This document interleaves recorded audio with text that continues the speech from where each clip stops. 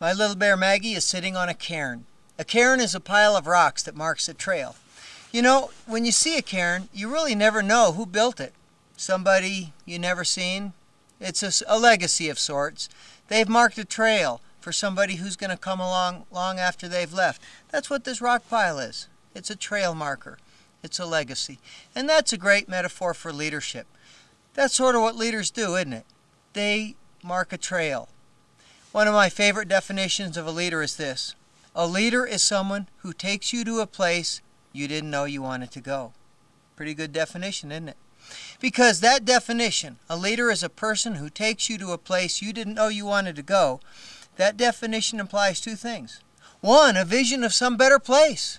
If you don't have a vision of a better place, why would you go? And two, it entails creating the energy, the motivation, the drive, the desire to get to that place. Leaders make people care. Leaders make people want to create a better world. That's what leaders do. They take us to a place we didn't know we wanted to go, and then they mark the trail for those who come along behind. In 1976, James McGregor Burns wrote a book on leadership, won the Pulitzer Prize that year, and it was called Leadership. And he studied the lives of famous leaders. And in that book, he described two kinds of leadership. The first he called transactional leadership, and that's management. That's running the business.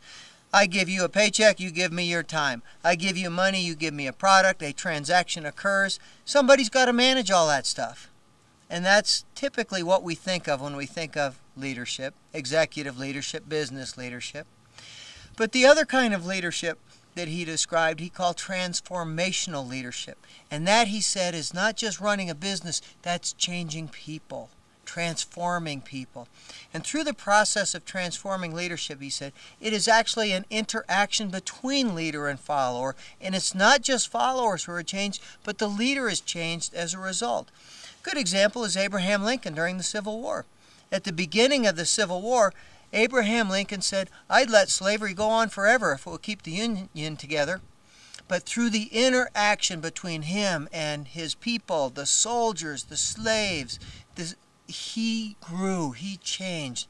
And by the time he issued the Emancipation Proclamation, he was a different man. And he said, this is a sin, this is a crime, this cannot endure. He changed. His people changed. That's what leaders do. Through an interaction with their people, they raise everybody to a higher level of moral standards and values and expectations. Here's something else that's really neat about transformational leadership. You think about the people who have most changed this world.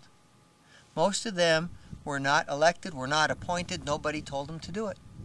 Nobody told Martin Luther King to take on segregation. Nobody told Candy Lightner to take on drunk driving. Nobody told Millard Fuller to start Habitat for Humanity. These people saw a need, saw an opportunity, and they made the choice, the decision to become a leader. That's what leaders do. They find an opportunity to serve, they show us the way, and they mark a trail for those who come behind.